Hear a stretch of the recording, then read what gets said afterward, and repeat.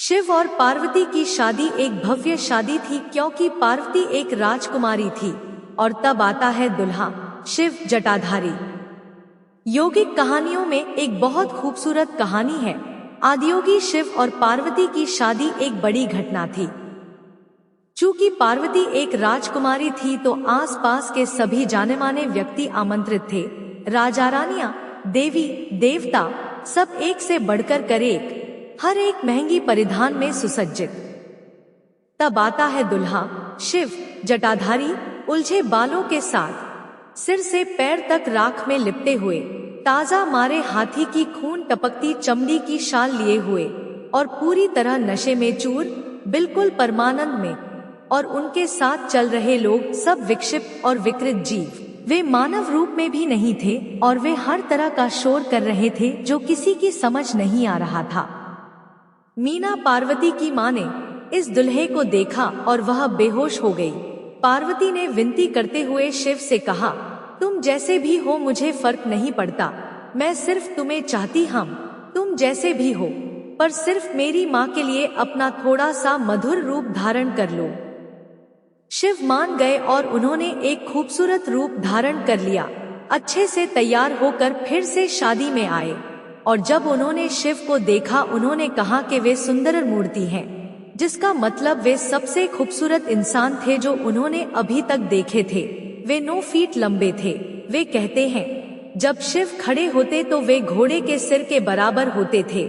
जब वे दक्षिण की ओर आए तो उन्होंने कहा कि वे सामान्य से 2 गुने लंबे थे। सामान्य ऊंचाई 4.5 फुट से 5 फुट थी। वे लगभग 9 फीट लंबे थे।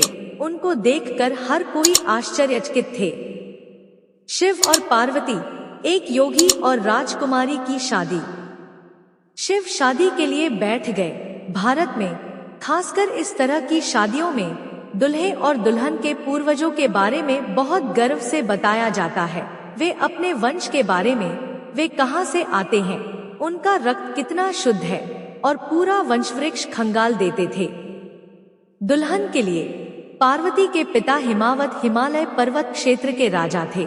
दुल्हन की वंशावली के बारे में काफी महान चीजें कही गई। अब उन्होंने पूछा, दुल्हे के बारे में बताया जाए। शिव चुपचाप बैठे रहे, शांत रहे। उन्होंने कुछ नहीं कहा। उनके साथ आए लोगों में से कोई भी समझने लायक भाषा नहीं बोल सकता था। वे सिर्फ अनाप शनाप आवाजें निकाल रहे थे। दुल्हन के पिता अपमानित थे। एक व्यक्ति बिना वंश के, ऐसे व्यक्ति को वे अपनी पुत्री कैसे दे सकते हैं? कोई नहीं जानता वो कहां से आया है, उसके माता पिता कौन है, उसकी वंशावली क्या है। ऐसे व्यक्ति को मैं अपनी पुत्री कैसे दे सकता हूँ? वे गुस्से से खड़े हुए। तब ऋषि नारद, जो शादी समारोह में मेहमान थे, अपने एकतारे सहित आगे बढ़े। उन्होंने एकतारे की तार को छेड़ा। तंगगग तंगगग तंगगग। राजा और भी नाराज हो गए। अब तुम यह एकतारा किस लिए बजा रहे हो?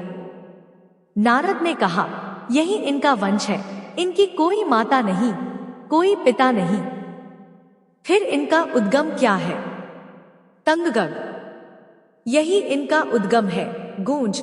इनका जन्म गूंज से ही हुआ है। इनका कोई कुल नहीं, कोई पूर्वज नहीं, कोई वंशावली नहीं है। वे स्वयंभू हैं, स्वनिर्मित, बिना वंश का जीव। राजा और बौखला गया, पर शादी हो गई। शिव और पार्वती की शादी, कहानी का प्रतीकवाद। यह कहानी हमें याद दिलाती है कि जब हम आदियोगी की बात करते हैं, हम किसी सज्जन, सुलझे हुए व्यक्ति की बात नहीं कर रहे, पर एक मौलिक रूप जो जीवन के साथ सम